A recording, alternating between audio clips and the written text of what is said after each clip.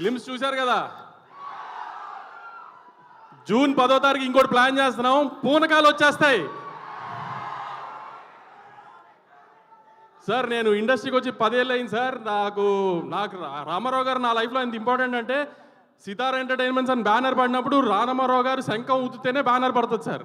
నా లైఫ్లో ఆయన అంత ఇంపార్టెంట్. కానీ నేను ఇండస్ట్రీకి వచ్చి 10 ఏళ్ళలో నాకు ఎప్పుడు ఈ అవకాశం రాలేదు సార్. రామారావు గారి పుట్టినరోజున ఒక ఫంక్షన్ చేసి ఆ ఫంక్షన్కి మిమ్మల్ని పిలవలేదు. విశ్వక్ దయవల్ల అది కుదిరింది సార్. నాకు ఇవాళ చాలా థ్యాంక్స్ సార్.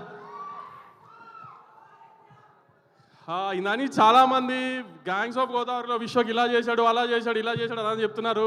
అది మాట్లాడినంత బాగా నేను చెప్పలేను. కానీ సినిమా ఇంత పగలు తీస్తుంది, అంత పగలు తీస్తుంది, ఇంత రెవెన్యూ చేస్తుంది, ఆ మాటలు కాదు. కానీ ఇది May 31 తర్వాత విశ్వ కెరియర్లో before gangs of Godavari, after gangs of గోదావరిలో మాట్లాడుకుంటారు విశ్వ గురించి. మాత్రం నట విశ్వరూపం చూపించాడు విశ్వక్ స్క్రీన్ మీద. యాక్టింగ్ విషయంలో మాత్రం అసలు ఇంకా దాంట్లో మీరు అసలు ఒక్క ప్రతి ఫ్రేమ్లో విశ్వక్కేనా అన్నట్టు ఉంటుంది.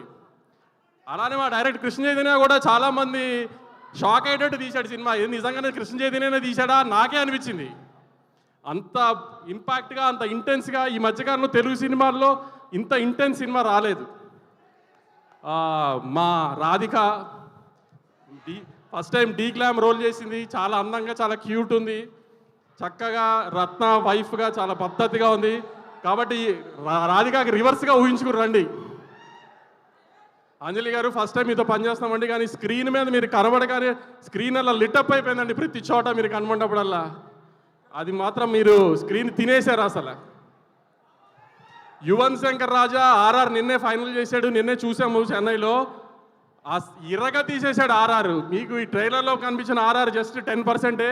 సినిమాలో ఆర్ఆర్ నెక్స్ట్ అసలు ఇరగ తీసేశాడు. ఈ మధ్యకాలంలో మీరు వినుంటారు తెలుగు స్క్రీన్ మీద అంత మంచిగా ఆర్ఆర్ చేశాడు. సినిమా పెద్ద హిట్ అవుతుంది, ఈ హిట్ అవుతుంది, ఆ హిట్ అవుతుంది అని చెప్పను. కానీ ఒక చాలా మంచి అటెంప్ట్ చేశాము. విశ్వక్ చాలా బాగా యాక్ట్ చేశాడు. చైతన్య చాలా బాగా తీశాడు. చాలా కష్టపడి సంవత్సరం సినిమా తీసాం. బాలయ్య బాబు గారు వచ్చి మమ్మల్ని ఆదరించారు ఈ సినిమాకి. అలానే ప్రేక్షకులు కూడా May 31 ఆదరిస్తారని కోరుకుంటూ జై ఎన్టీఆర్. Thank you so